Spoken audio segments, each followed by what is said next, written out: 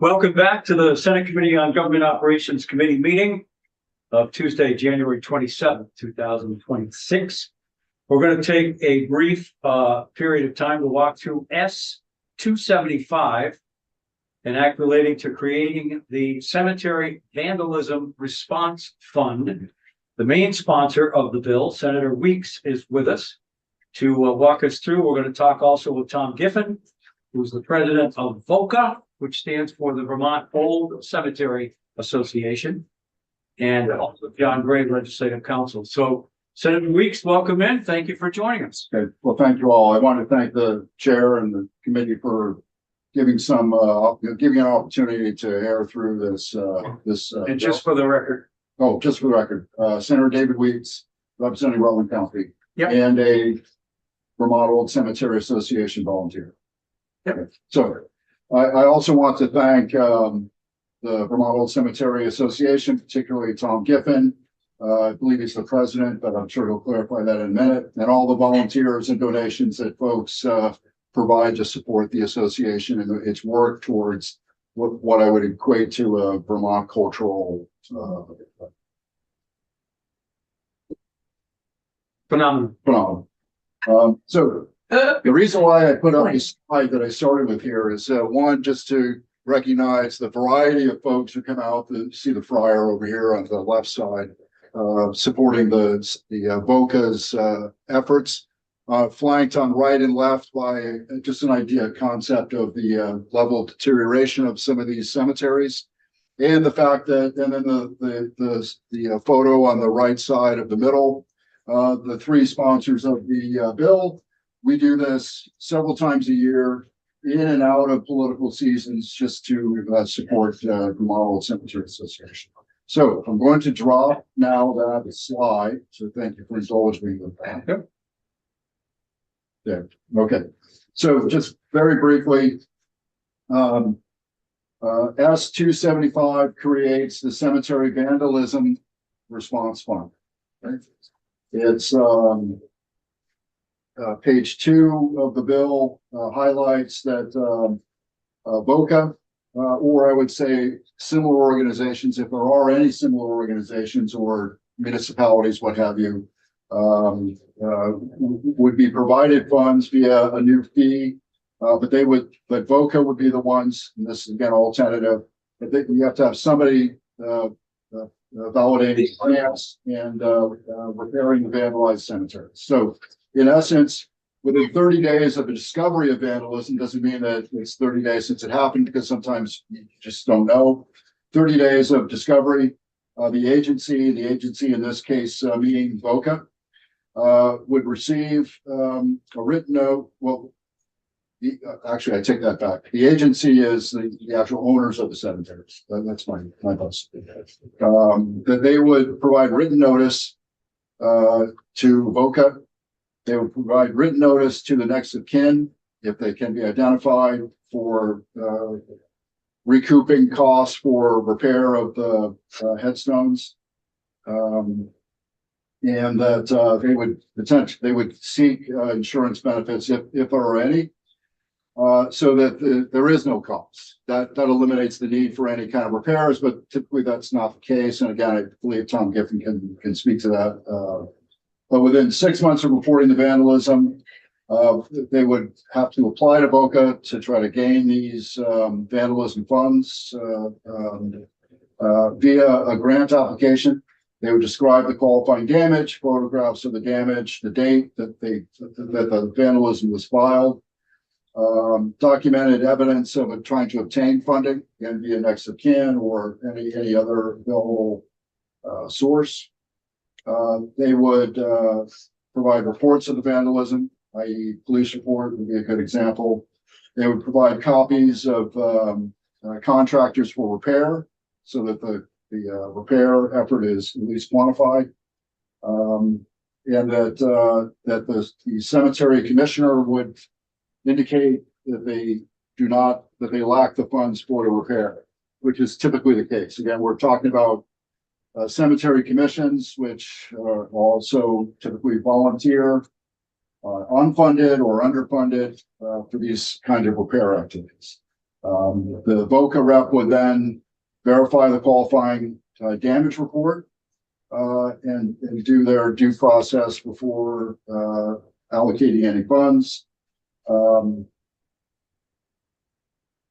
Yeah, so page 5 in the middle around line 13. What we're looking at enacting is a $5 cemetery vandalism response fund charge for each burial or cremation within a cemetery to cover this activity. Again, the activity of VOCA themselves is purely voluntary, typically relying on donations.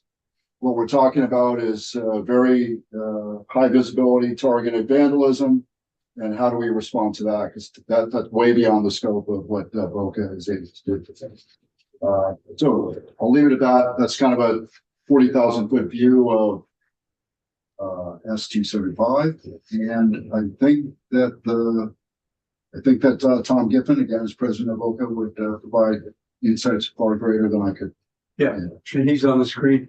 Any questions for Senator Weeks? Senator White? Yeah, so I really appreciate this bill and I'm generally supportive of it. But one of the things that's confusing me a bit is the definition of vandalism related to this. And I'm wondering why, like the way it reads What to page? me, the definition is on page 2. But it's used throughout in a couple different places.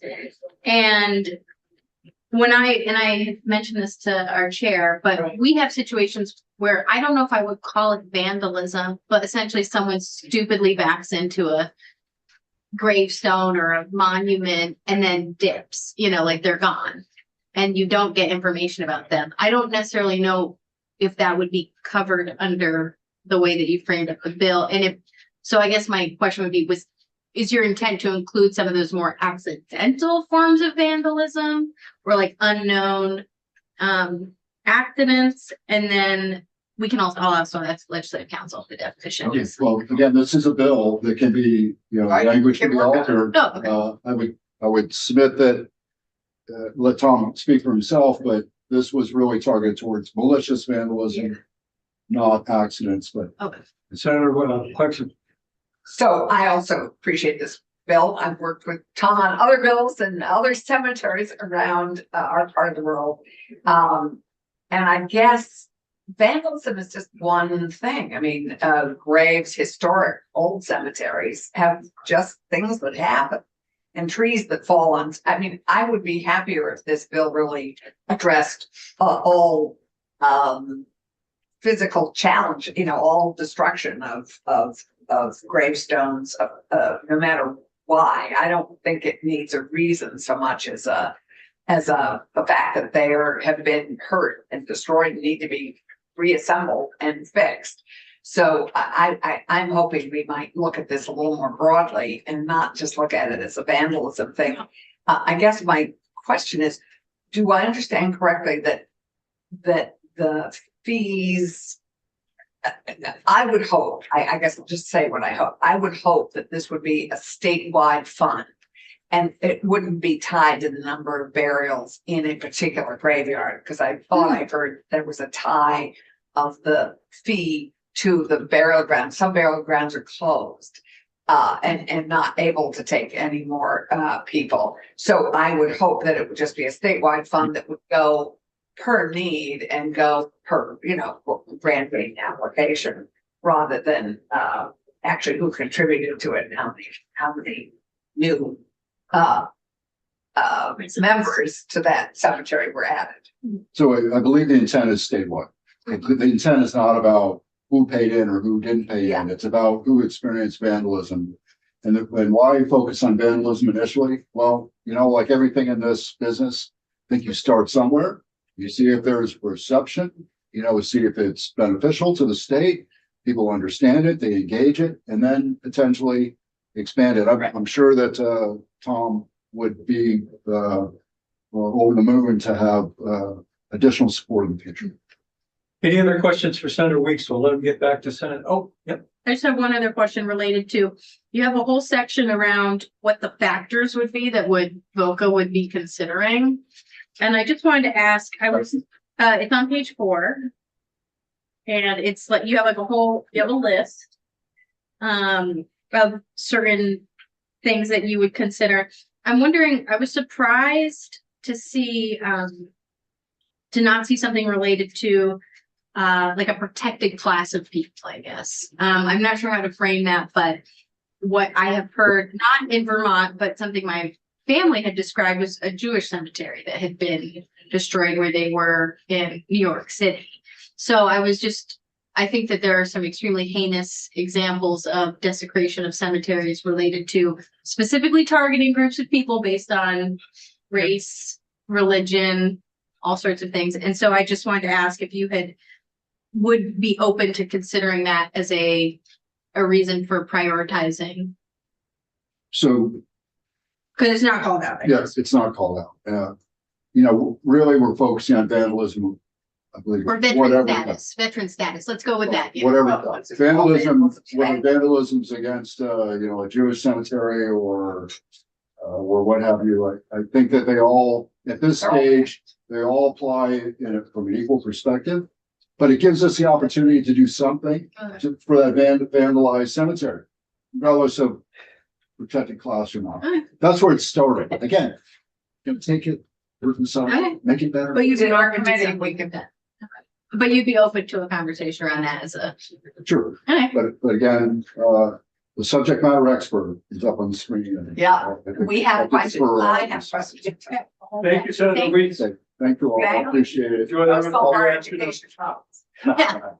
Oh, I already have songs right here. Oh, good. Helps the living. I'll watch later and see what Tom has to say. But thank you all. Appreciate Thank you. Thank you. Thanks for sponsoring.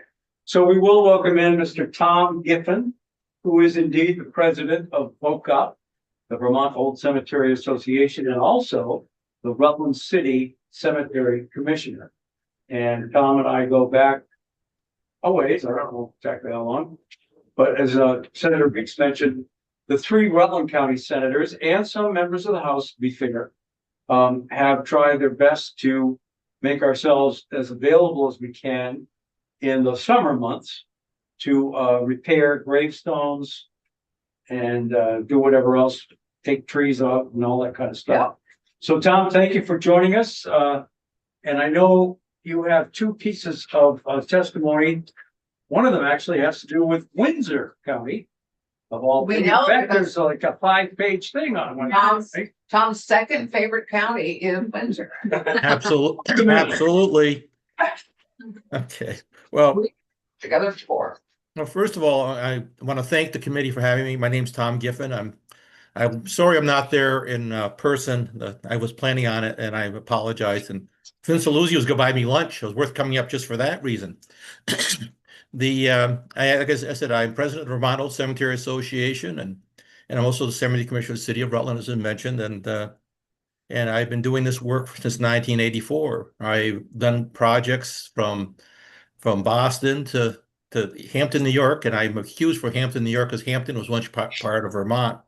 I worked with literally thousands of volunteers from the middle school, elementary kids to college students, the Rotaries, the animal clubs, moose, elk, and etc.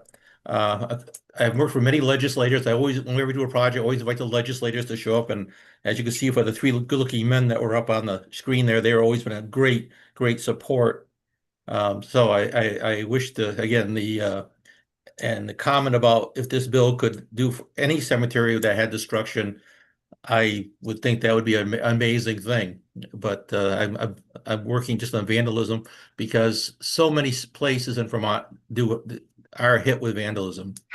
The Senate hears my testimony in the past on thefts from Vermont cemeteries and their burial grounds, and they passed legislation in the past to make it a felony to steal burial items from a cemetery, which I've always appreciated that the Senate especially has taken such interest in cemeteries and the damage that happens. The history of Vermont is the history of the United States.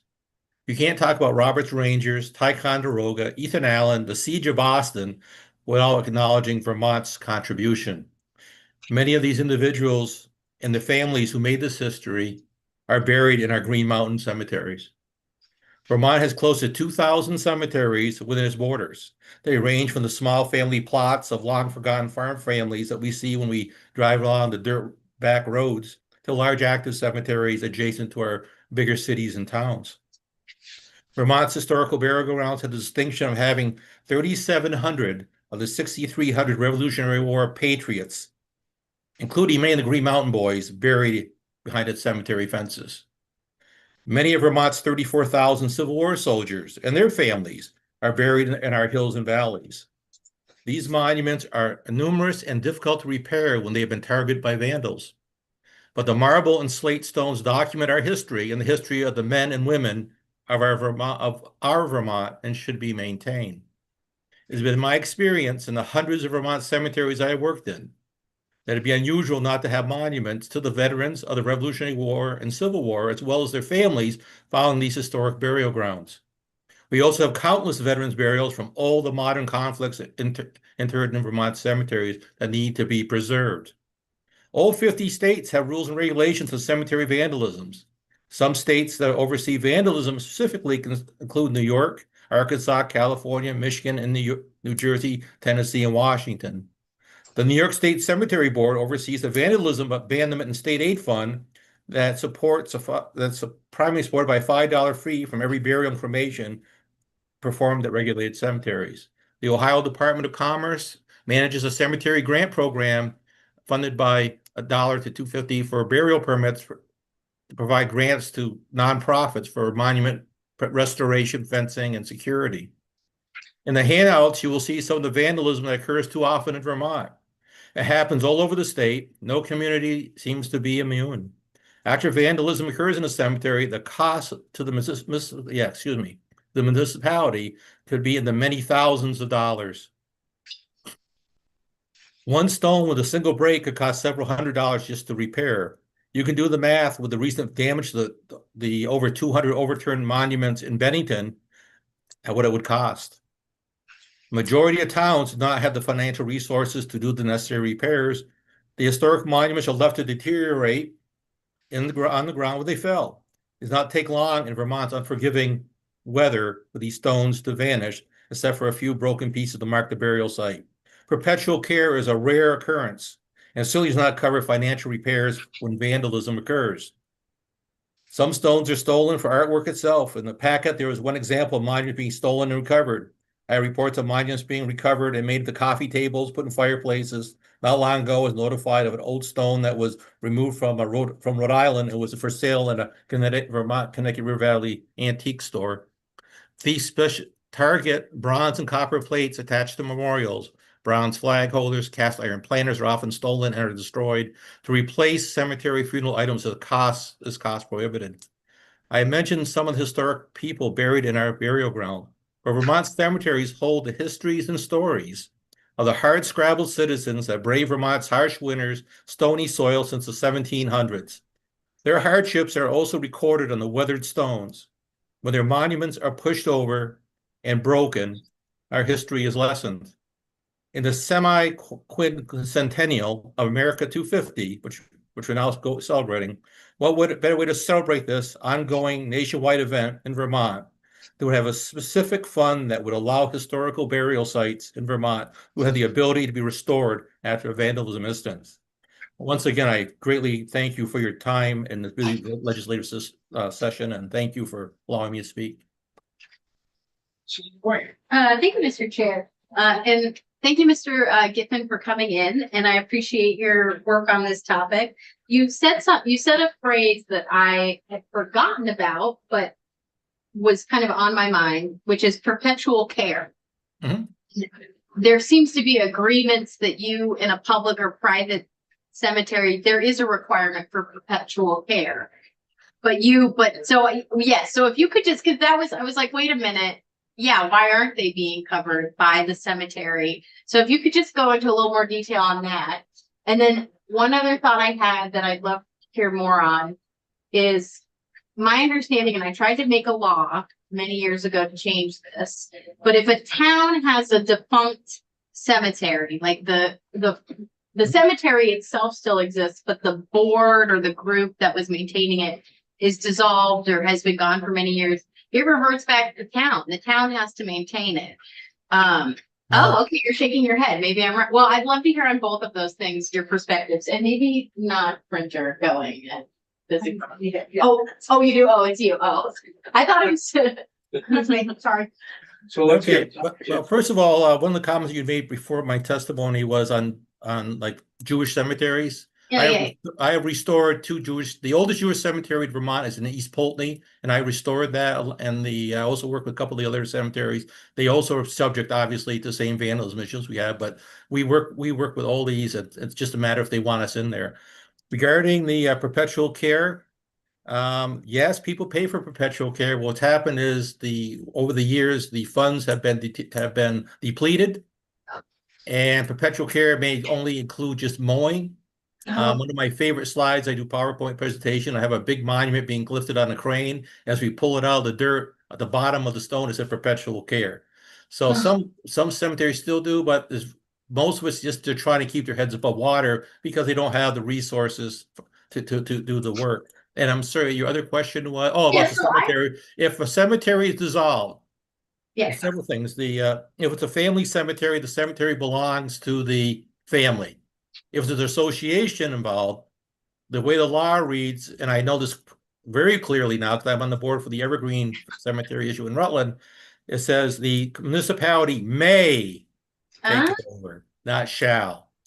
So basically what happened to be the cemetery would revert back to as one mayor of a town told me, to the birds and the bees. It would not be maintained, and it'd be up to the family to maintain their site. Okay, that is really helpful because I believe my town is still under the impression that we're supposed to be taking ownership of these cemeteries. So thank you. It's okay, Yeah. Senator Clarkson.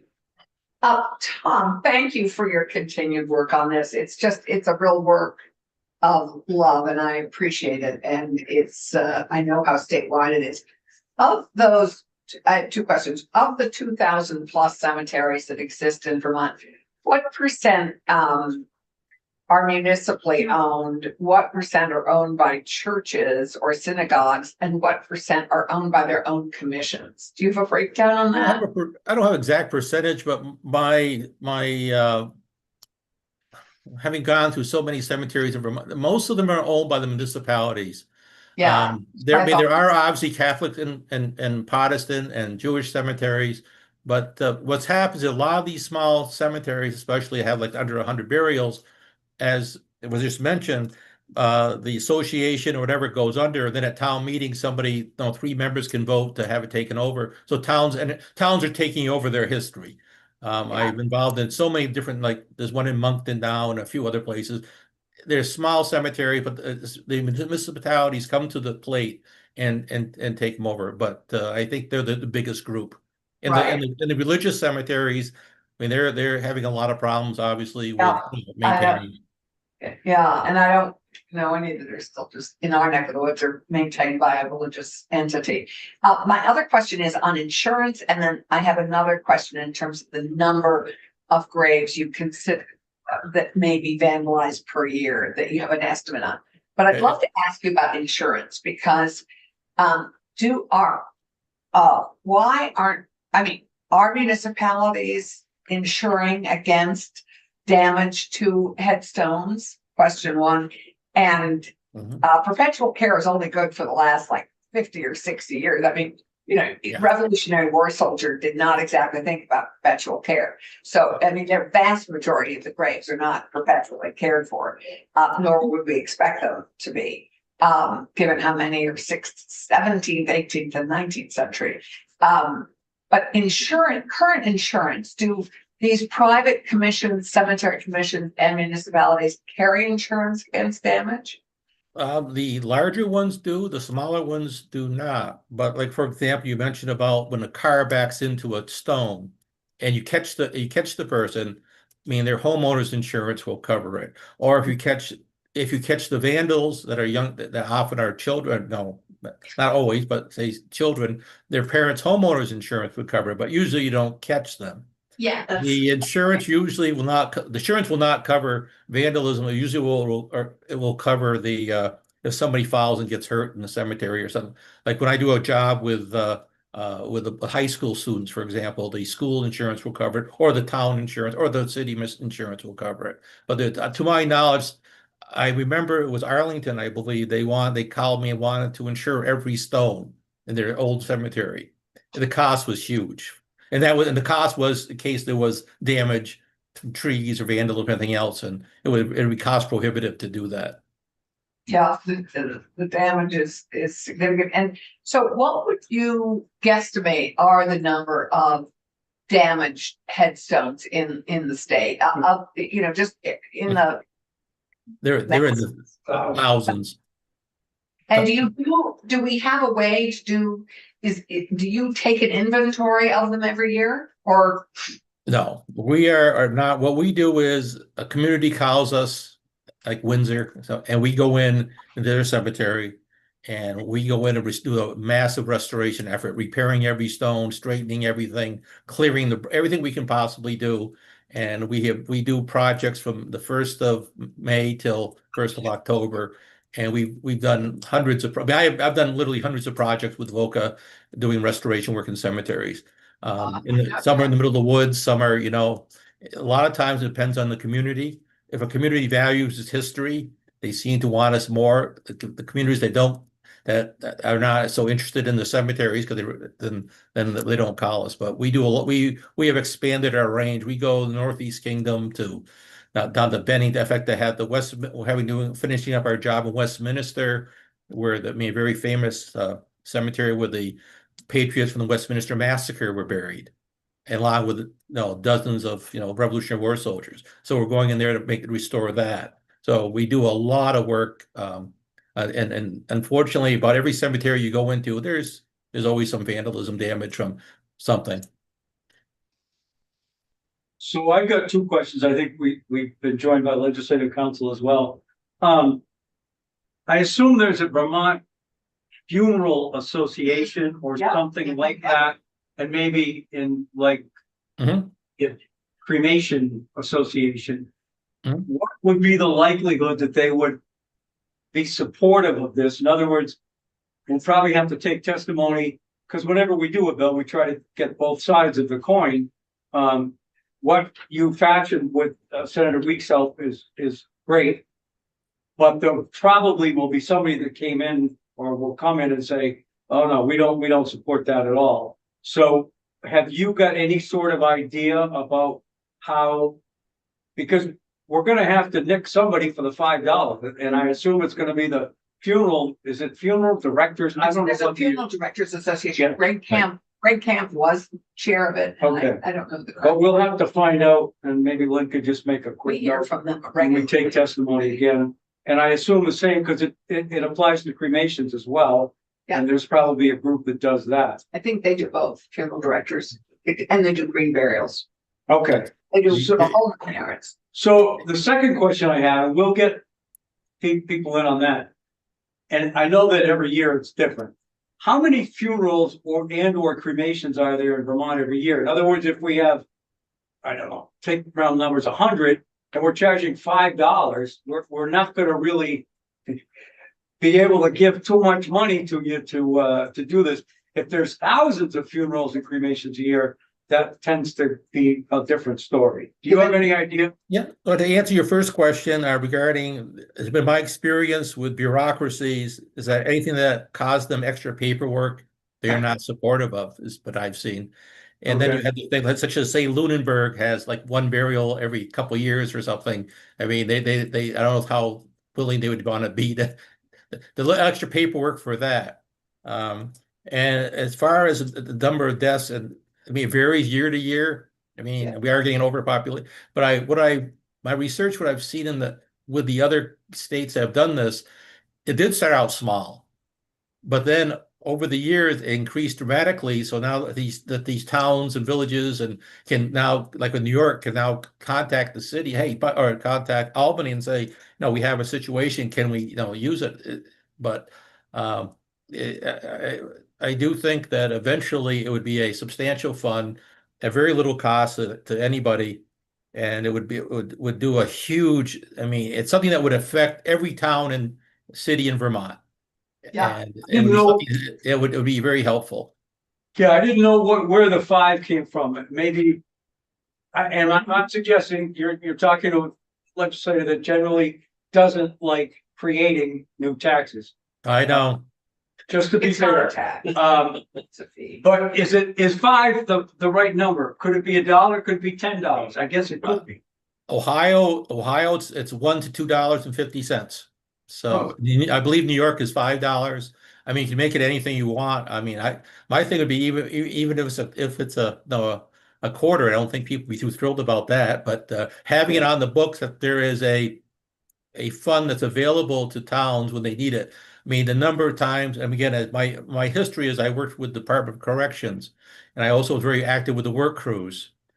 What I would do, This with the work crews. I would have I would support work crews back, and I think we should. But I would send these work crews to small towns who needed work, and I'd often show up and help them. And it was again a very efficient way of doing it. So even if it's a small amount of money, I mean, you'd be surprised what you can do with if several $100s, you have somebody who has a chainsaw, might come and cut the tree out of the cemetery, or maybe buy the cement to fix the bases, and or buy the epoxy that you need. I mean, it's a start, and it also shows an interest from the state of Vermont that we care about our historic burial grounds and we want to preserve our history. Okay. Is there any other? Senator Morley. Nice. So it may be a crematorium or someone's going to. The funeral directors will weigh in. Yeah, but they're gonna pay, but they're also gonna be receiving the money through. They'll pass it along. Exactly. I mean, it's gonna be passed on to when, you set up your arrangements and all that Special stuff. fund. There's gonna be an extra $5 on there or whatever it shall be. It's not actually costing the funeral directors anything, in my opinion. It will burn them a little bit more, I'm guessing, with a little bit of paper. Yeah. It's just adding on, or I'm guessing, charge on the bottom of it. Yeah. Okay, I just want to make sure I And understand. I don't know these days what a funeral costs. A lot. Yeah, I'm guessing the $5 is going to be But even. If I can may, I believe a cremation is around 5,000 and a full burial is around 20,000. So a $5 fee is not really going to impact that. yeah, so it doesn't scare you. Yes, Senator Clarkson. Yes, and the funeral directors actually have a fund for people who can't pay. I mean, so they are already taking care of. I think this is a great idea. JFO could do an analysis, financial analysis of this and do a fiscal note for us. We have an aging demographic, so we are only going to see this fund grow over the next 20, 30 years. And I think it's a great start. And I think all towns will be just delighted to know that there may be help for them. Tom, have you worked closely with the Division for Historic Preservation? I in different avenues I have not been successful with anything with cemeteries. For example, there's a cemetery in Cuttingsville, where the Bowman Mansion there's a cemetery wall that needs to be replaced, and I would like to have that. Would be nice if we get some money from somebody to help repair that, but it's Historic preservation hasn't been, because it would be great to get them in as well, along with the funeral. they have been helpful to other areas, but cemeteries I don't think are the priority. Any other questions for Tom?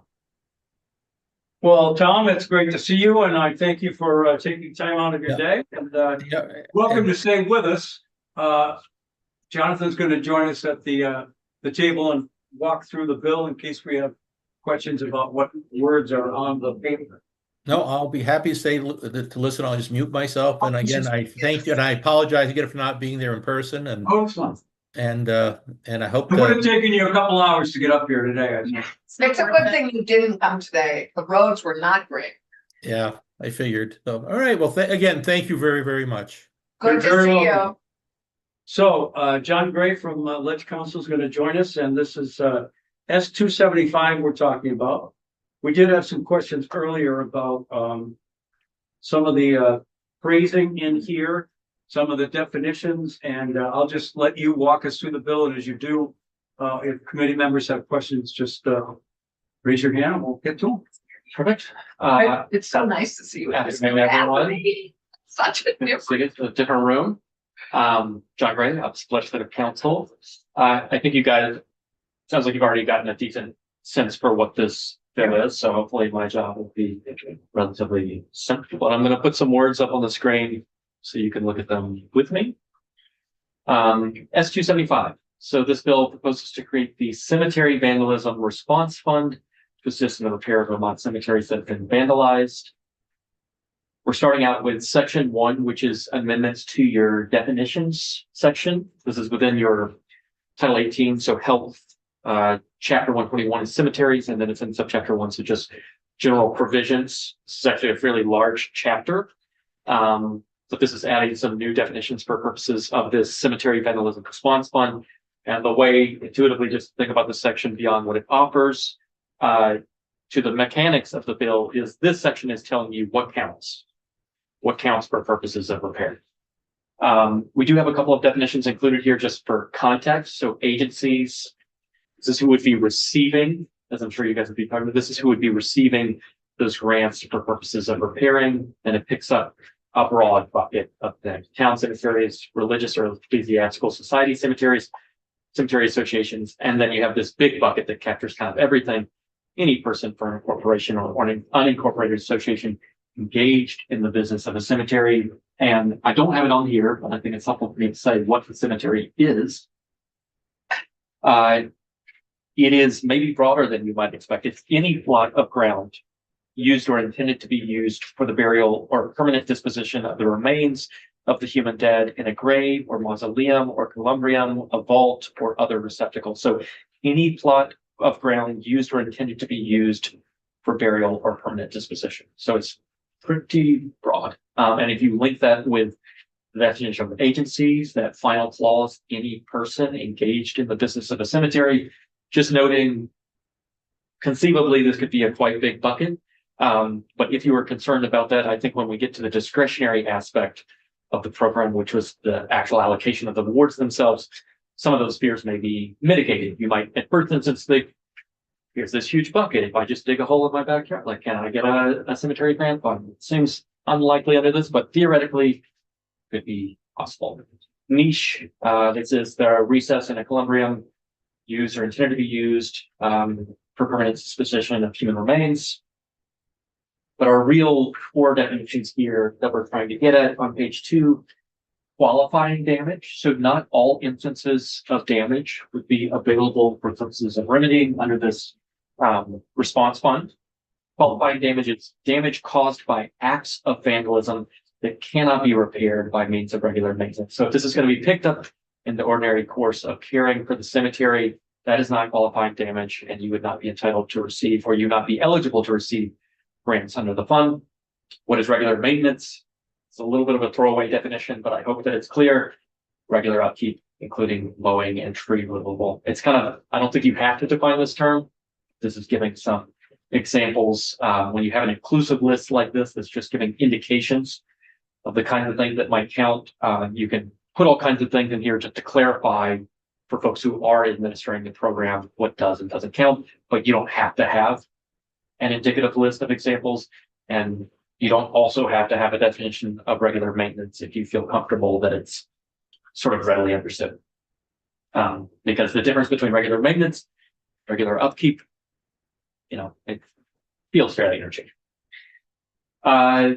Last big definition that we have, the definition of vandalism. So page 2, line 9 means the willful or malicious, and I imagine that folks might have had questions on these pieces, the willful or malicious destruction or defacement of property in a cemetery, and again, indicative list, such as the toppling of memorial stones and damage to crypts, niches, grave sites, monuments, or memorials. So we do have a mental element here, willful or malicious. I will say that these terms can be more flexible than we might like them to be, unlike the criminal code where we have sort of understood, readily identified terms by which to identify, crimes have a mens rea, a mental element to them, and we assign liability on that basis. It's a little bit different outside of the criminal context, but I think it's helpful to point to some of the terminology that's used there. So willful, the common term we would use in the criminal context, and I think you could use the same here. and I think you could use this to replace both of these if you wanted to, is intentional. Was it done with the purpose of achieving this outcome? Malicious raises similar, I think willful probably suffices, but intentional is a more common term that's used, at least in the criminal context. Again, we're not in the criminal context, but it's maybe useful to think in relationship to that. Malicious raises more questions as to what that means, to my mind. Does that mean that someone had to have like evil in their heart as they construct the grave? Does it just mean that they need to have taken insufficient care when they were doing something? In different contexts, people have used malicious differently. So in the criminal context, we're typically thinking it's like intentional, like you had to have intended this bad result. Sometimes it's used in a way that's almost like reckless, Yeah. where we say that you ignored obvious risks to this thing that any reasonable person would have taken account of. It's not just negligence where you missed something that a reasonable person would. You consciously ignored these bad outcomes. But it's also used more broadly in, for instance, the libel context to say that you knew this would be the outcome and you still went ahead and do it. My point here, just to say all of these things, is you could just use the word intentional. You don't have to I think it's useful to specify a mental state in this context because you're trying to get at a certain kind of fact, right? That is accompanied by some kind of mental state. I don't think you have to stick with willful or malicious. If you do, just note that they are broad terms that are subject to reasonable disagreements of interpretation. And if you just have like intentional or you just had willful, maybe that suffices for your purposes, but something to think about. Is this a place where people had questions, I'm guessing? Yeah, Well, back on line 9, but I think you've already answered it. So yes, in a way it is. If somebody accidentally backed into a gravestone and knocked it over and then left the cemetery, not aware that they done that, this would not be under that. That would not pick it up. The theoretical, I would say 99% of cases, that's not going to pick it up. The 1% I can think of is what I just described. If someone used an interpretation of malicious that was more like reckless, and a guy's just in there willy-nilly driving a track, they're just like doing tricks in the cemetery, that potentially could constitute vandalism. But in that case, I think, and that wouldn't necessarily be picked up with intentional, right? Because they didn't intentionally damage. So you could say means the intentional or reckless. That's right. You could do something like that. Well, it fits with the judicial world anyway. It's intent. Intent is the key piece here. And I agree with you. I think intentional makes much more sense. Okay. But you had a question. Yeah, I mean, that was the exact question. Yeah. Okay. I'm glad you have addressed it before it was asked. so, Okay. so vandalism, there's gotta be, as Senator Clark said, definition to the judicial system of vandalism of some kind. There likely broad. is.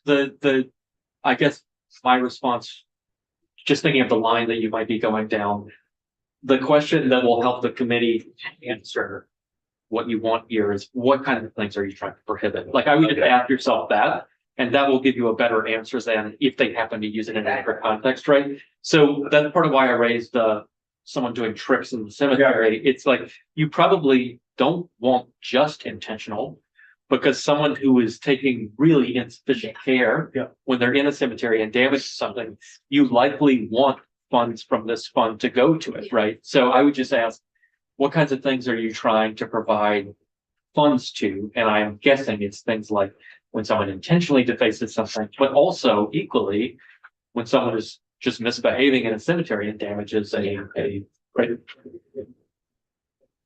Okay. So I might propose if the thinking is that like intentional and reckless could be. I think so. Yes, I would, that would be.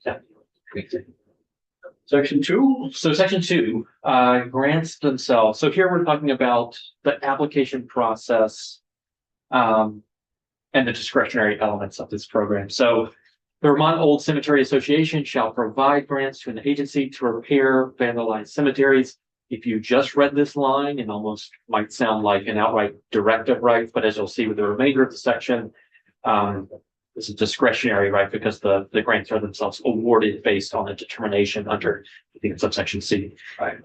So this is just setting out the basic thing. It's the Vermont Old Cemetery Association that is providing these grants.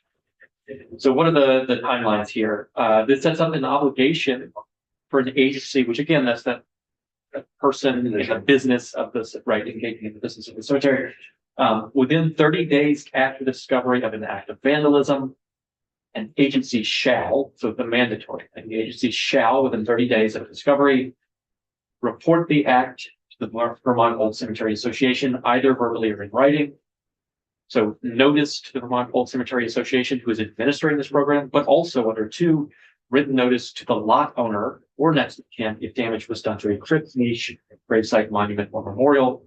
The notice shall advise the lot owner or next of kin to seek insurance benefits. And I think that that's some of the conversation that I heard as I was entering into the room. Yep.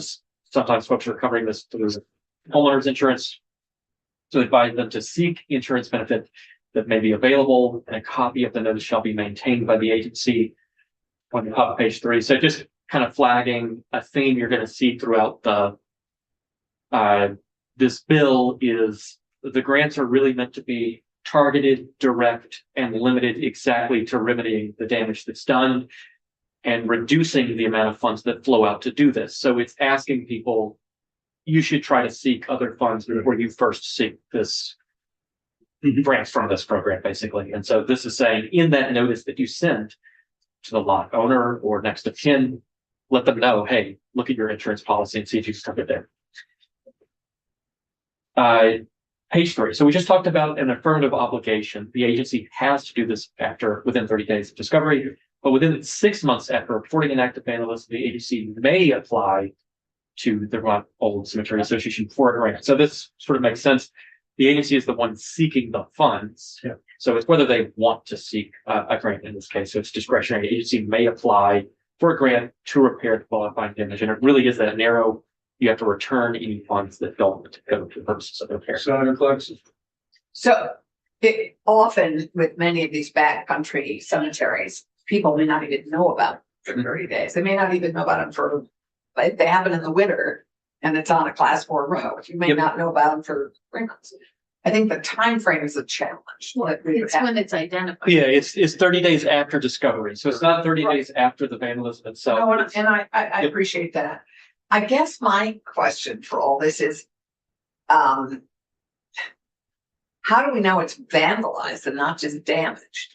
I mean, that's to me a question here, and that's why I would rather see this as damaged and restoring damage in cemeteries and having these grants for that rather than vandalism, because often you don't know whether it's vandalism or it's just damage.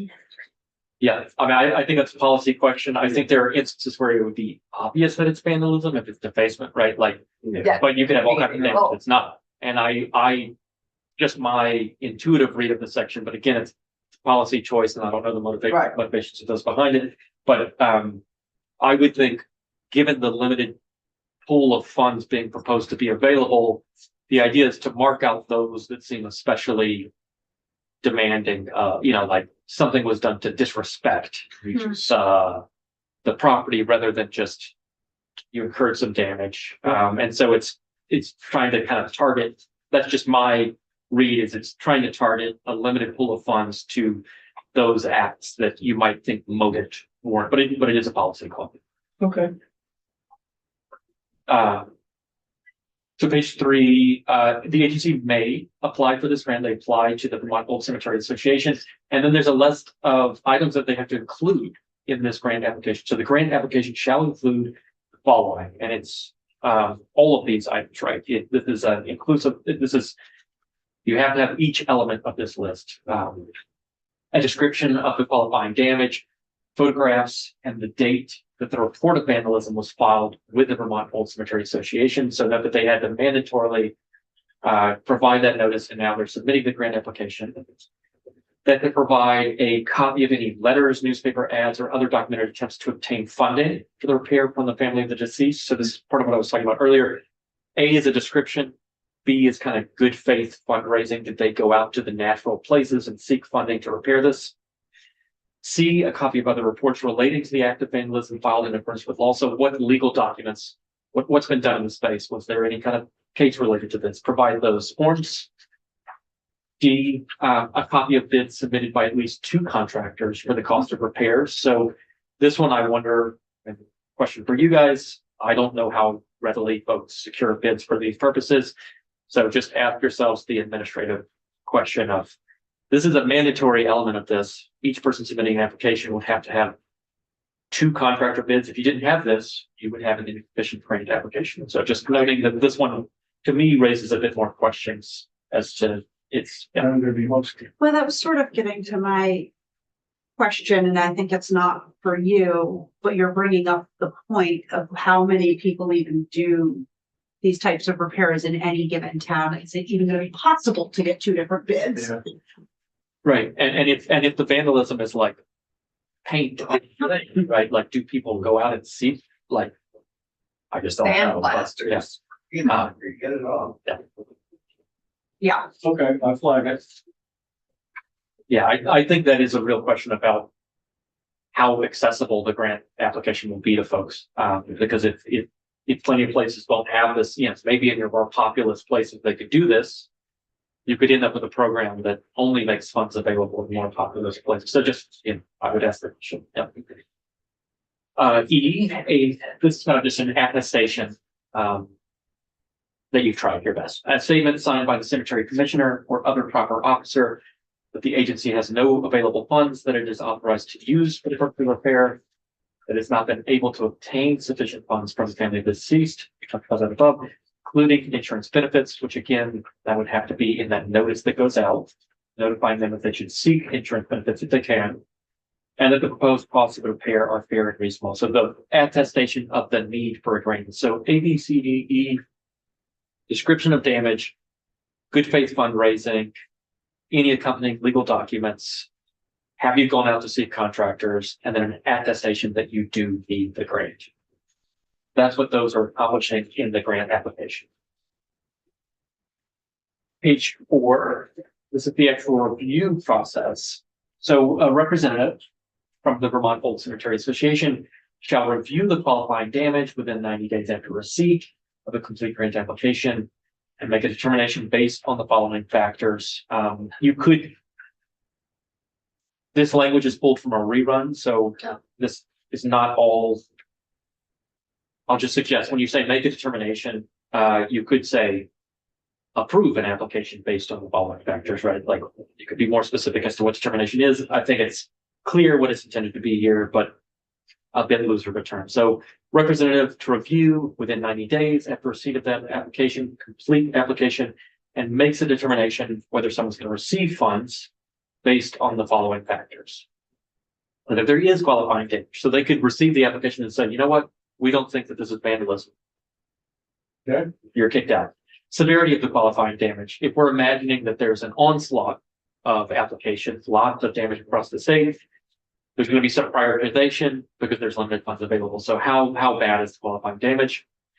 Whether the vandalism is part of a wave of vandalism, broad term, I don't really know what this means. So I would just flag that this is quite The whole neighborhood had damage. Yeah, and to me, we're setting out these factors for the representative to consider, but we're not saying the way in which they should consider them. So we say, consider whether it's part of a wave of vandalism. Well, does that mean that it better warrants funding, or does it mean that it warrants less because everyone's equally disrespected in this? Like you can make arguments either way. So you could have greater specificity as to what this means. And I find wave of vandalism a sort of odd phrasing, but I take the point if you're trying to target, if it is a cemetery vandalism response fund and you're trying to respond to targeted efforts to do this, it would make sense to note when the literal, as a blanket, yeah, exactly, as brief. The next section is division D is, I think, more obvious to understand from an application review process. Emotional distress to visiting families. So how is this affecting folks at the cemetery? And this was some of the point that I was raising earlier when I said, cemetery really is a broad term, a lot of land, and agency is quite a broad term too. if you're thinking that theoretically this could capture like a home site, and why would they be, reaching out for a cemetery vandalism response fund grant? You could think of this emotional distress piece to visiting families as not really picking up someone that isn't administering what we think of typically as a cemetery, right? So kind of pointing out the statutory definition of cemetery is quite broad, but I think that the application review process naturally narrows the places in which the funds would go out. Other things to consider: appropriateness of prior use of payments from the Cemetery Vandalism Response Fund. I take this to mean, has this agency in the past sought out aid, and have they complied with what they said they were going to do? Or do we just think this is someone seeking money from us and kind of taking advantage of a program? Priority of application based upon previous allocations.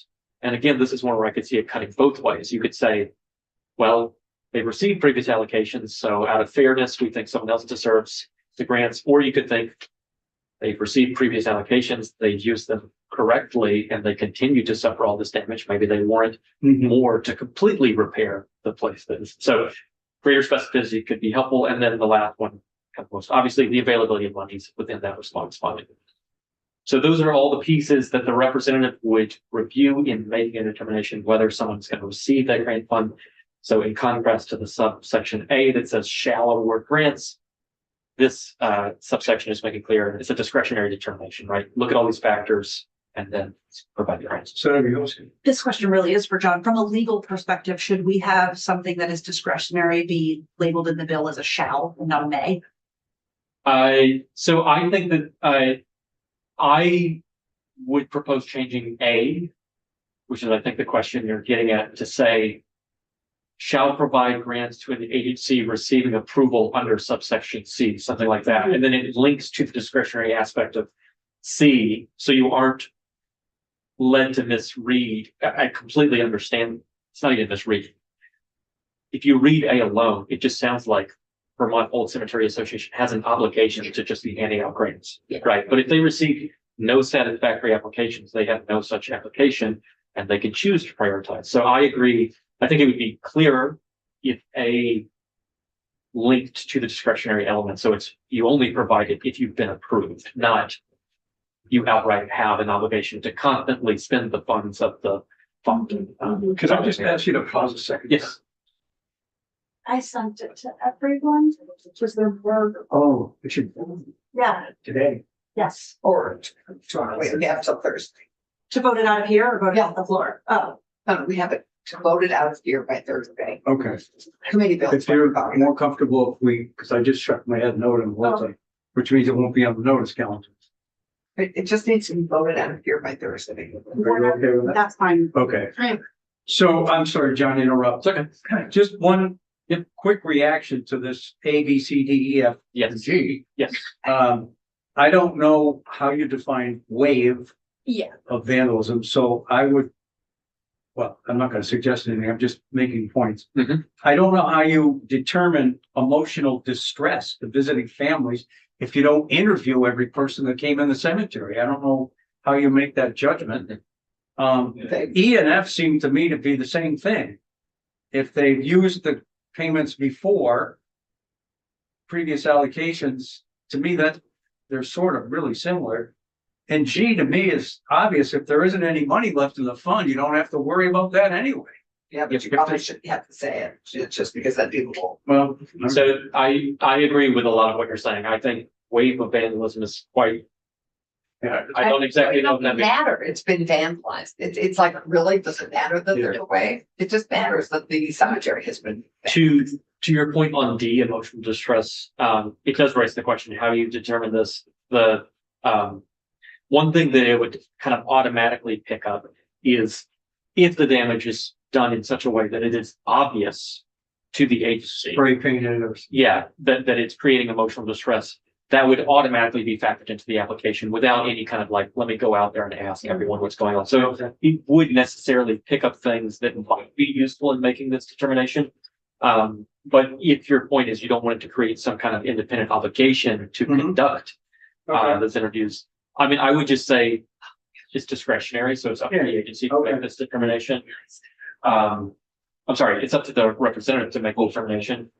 Yeah, So I don't Okay. know what their capacity will be. I mean, Yeah. in part, that's the question to them as to their capacity to determine these things.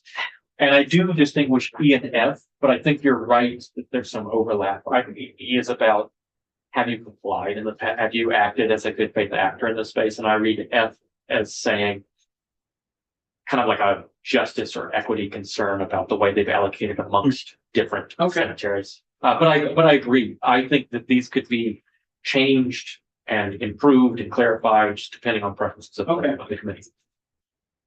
Let's move on. Subdivision 3 on line 13 of page 4. Upon approval, the Vermont Old Cemetery Association treasurer shall disperse funds directly to the appropriate cemetery commissioner or other proper officer. The agency shall apply all disbursements to the repair of the vandalized property described in the grant application. Any funds remaining after repair must be returned for redeposit to that response fund. So it really is exclusively for purpose of repair. Anything left over, you got to send it back, and kind of doubly adding some measures here to ensure that that is what's going on. Subdivision 4, the agency shall make a final report to the Vermont Old Cemetery Association within 90 days after receipt. Would include the repairs made and by whom, how much was expended, amount of funds to be returned, they haven't been completed, why, and then an anticipated date for subsequent final report. And that would be attested to, it would be sworn by the cemetery commissioner or the proper officer. So returning and providing a report on why they did or did not use the full scope of funds. Yep. On page 5, we have the creation of the actual cemetery vandalism response fund itself. So it's established to provide grants to agencies to repair vandalized cemeteries. Funds shall be administered by Vermont Old Cemetery Association, and monies would be used solely to provide those cemetery vandalism response grants, which under the section we just walked through. And then you guys have already been talking about the fee and collection piece of this. The way that the bill is currently structured, it's funded through a fee for each burial and cremation. So every agency shall contribute $5 to this fund for each burial and cremation it performs. And they wouldn't be double hit. So a contribution shall not be collected upon burial of the remains, where the contribution was collected upon cremation. So don't double hit anyone, but each burial or cremation, that agency has to contribute $5. So as you guys talked about, you would imagine that would be passed on and they pick up the $5. And then owner reward. Yep. Can I just understand, oh, thank you, Mr. Chair, can I just understand how, does this actually make that happen? You know, like who, do we need to say who is paying for it? I don't think you have to unless you care, like you want a specific party to pay. I mean, it's got to be gathered from someone. In this case, the cemetery vandalism, each agency is likely to act in self-interest and assess, right, a $5 fee on the burial and cremation. They don't have to do that. They could say, we're really invested in this and we're going to take it out of our pocket, right? This gives them the choice. They can pass it on or they can take it out of their pocket if they have sufficient funds available to essentially reduce profits. But it's, all this is saying is the section only cares about getting the dollars to the fund. It doesn't care where they come. I mean, it has to come through the agency, but it doesn't say agency or family of, So to our point before, but the person paying could be the person who's paying for the burial themselves. It could be the funeral home. It could be the church. It could be a hospital. Yeah. I mean, depending on where they choose to assess the fee, basically. Okay, but we are not assessing it. No, Clearly. this is just saying agency figure out how to get $5 to this fund. Okay. You deal with it. Okay. And they can take it from themselves, they can take it from you. I'm guessing they would tack it on to the person burying it. Yeah, that would be the natural place, I would think, but I don't know. Show up at each funeral and demand $5. Oh. So basket. I don't know all the things on those receipts, but I imagine they're quite long, so they know. Okay. Subdivision 2 on line 17, on or before January 15th of each year. I would say once a year, this is an annual thing. Every agency that has performed a burial cremation during the preceding calendar year shall submit a check for the total amount collected during the preceding year toward payment to the fund So it's a once yearly collection based on the preceding calendar year's performing burials or cremations. You can think of that as administratively less burdensome than, every time you do this, you got to cut a check. But it does mean that you're just getting a lump sum each year. And it does mean there's some timing issues in the first year, which we'll talk about in a second.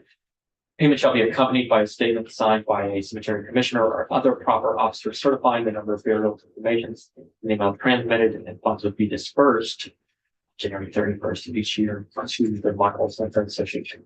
So once yearly, checks are cut mid-January, and they go actually into the fund January 31st of each year.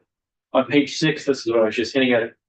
As you can imagine, because this is a annual collection, what would you do if this goes effective in summer, as traditionally happens? Effective date here, July 1, 2026.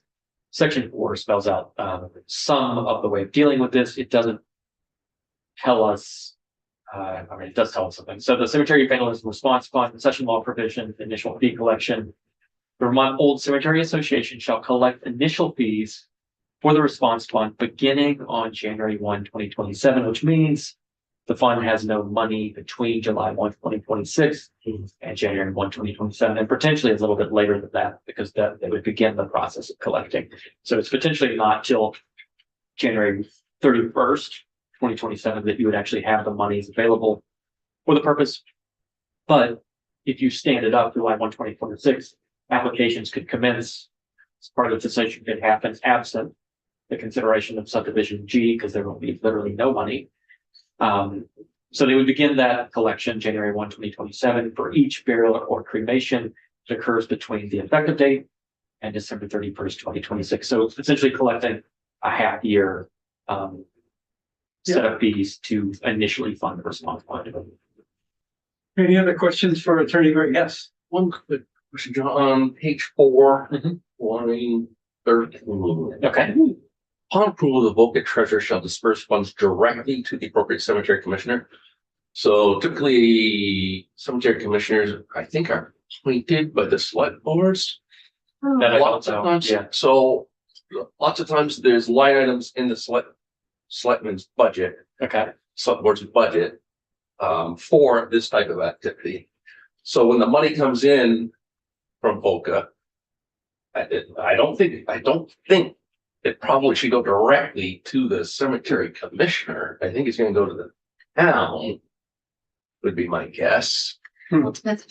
Yeah, I don't know. And I mean, I think, yeah, so part of it does speak to the breadth of you could have a non-town, you could have a non-town cemetery to which this is being directed. Yeah, But I think you also have this, I think you're onto something. On line 14, I think there's a general call out to pick up a broader basket, right? So, or other proper officer, but it does leave it discretionary as to who it goes to, right? So I think this line is saying Voca treasurer to disperse the funds directly to the appropriate party. And it's saying, we think that likely the appropriate party is the cemetery commissioner, but it could be another proper officer. okay. I As mean, long you as could that's also- clear, Yeah. just, But I think that's something to maybe draw out of testimony is Okay. what is the best party? Is this the correct kind of default? That's the way I think about it. Is this the correct default option? because it's gonna be different. No, Yeah. depending on where you go. Yeah. Any other questions for Attorney Gray? Okay. Tom, did you want to add anything or have any questions? Tom Giffen?